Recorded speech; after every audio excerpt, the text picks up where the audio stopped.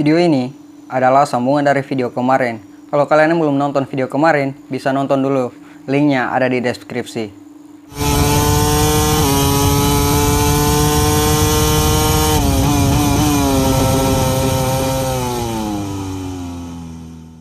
Halo kawan, selamat datang di Berita Pedok.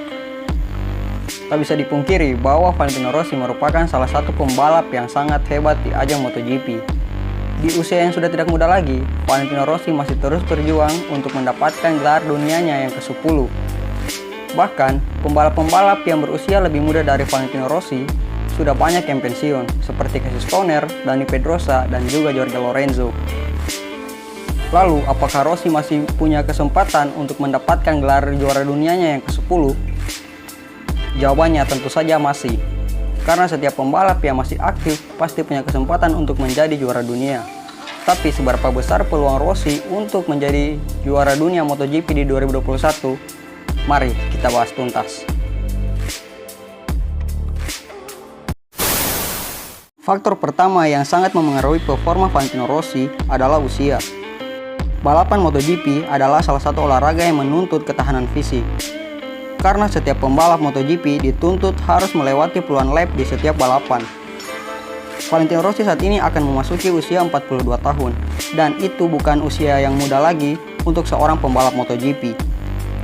Di usia seperti itu, pasti fisik Valentino Rossi sulit untuk mengimbangi fisik para pembalap-pembalap muda di MotoGP, seperti Fabio Quartararo, Maverick Vinales, dan Marc Marquez. Faktor kedua adalah kurang agresif.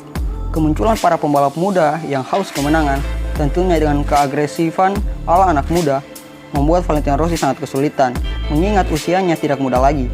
Kembali lagi, faktor usia yang membatasi Valentino Rossi untuk mewujudkan gelar dunianya yang ke-10.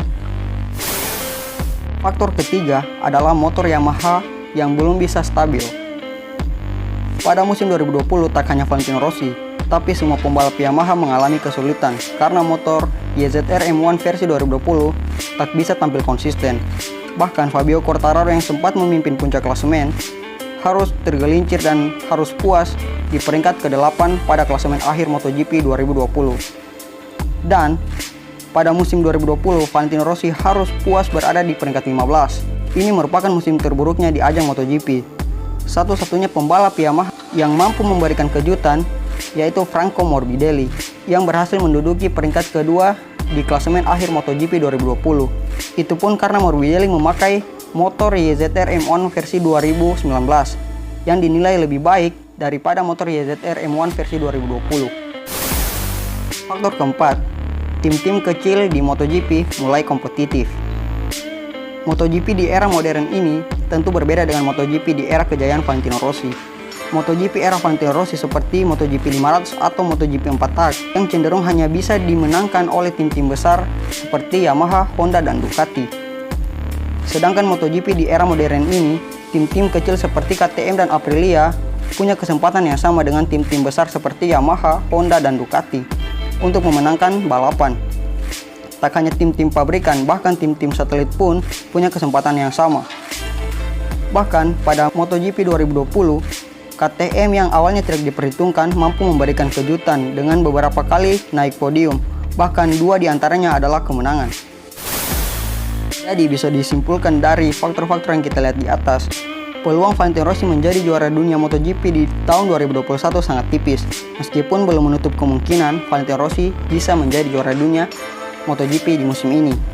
Kita tunggu saja kejutan apa yang akan dibuat Valentino Rossi di MotoGP 2021 bersama tim barunya, yaitu Petronas Yamaha SRT. Mungkin sekian dulu yang dapat saya bahas di video kali ini.